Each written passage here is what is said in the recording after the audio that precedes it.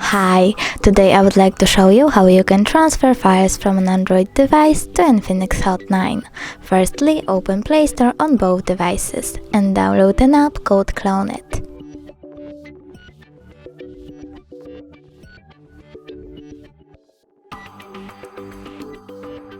Then open it, tap Allow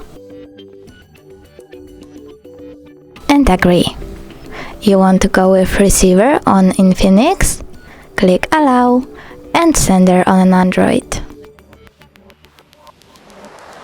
Click on available device, and from here you have two ways to connect. You can scan QR code or input password.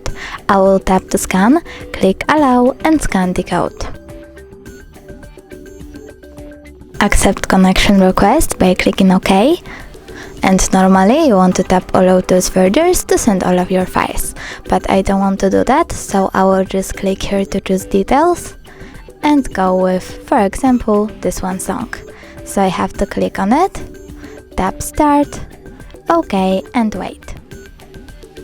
Then click Finish. Now when I go into, for example, folder files,